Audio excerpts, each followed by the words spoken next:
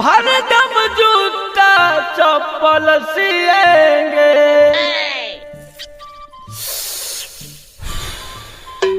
आइए जूता चप्पल सैंडल से आइए आइए आइए भैया आपका लगे जूता मेरा पुलिस मार देते हैं झलफला जाएगा। आइए जूता चप्पल सिएंगे मारिया ये कर का होता रे। जब से छोड़ के गई बीड़ी पिया ही होगे तोरा याद में जूता चप्पल सिया ही होगे। चप्पल सिया ही होगे जूता चप्पल सिया ही होगे।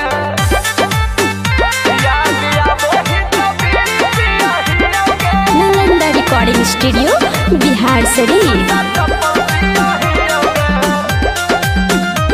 हनही हमरे गेरारी जबले हनही कुंवारी तोरे कलियो बधवारी तब गेनी ससुरारी।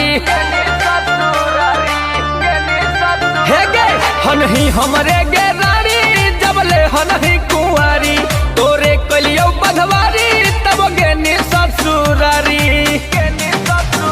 पेट पाले लगी कसहू जिया ही होगे याद आबो ही तो बीड़ी पिया ही होगे।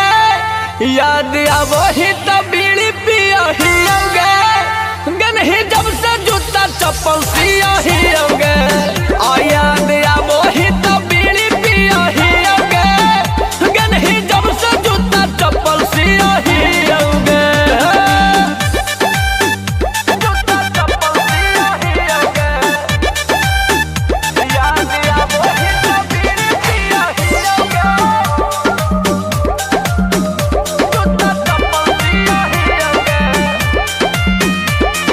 गावे गावे जाके 2-4 रुपया ले हो कमा जोगे छौड़ी तोरो एक दिन पर तो हमार हाय।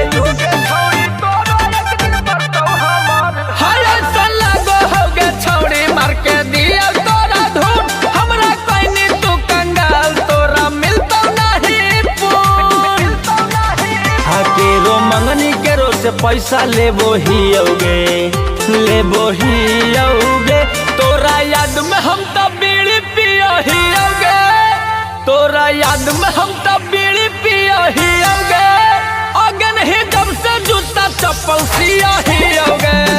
तोरा याद में हम तो बीड़ी पिया ही होगे गन ही जब से जूता चप्पल सिया ही होगे। चप्पल सिया ही होगे जूता चप्पल सिया ही होगे।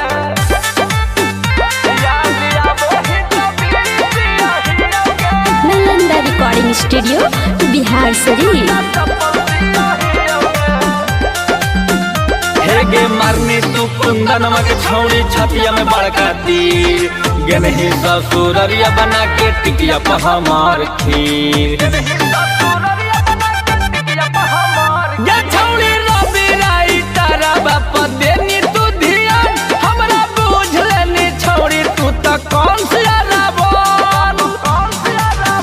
छौड़ी कौन हम गारान तोरा दियोगे हेगे दियोगे।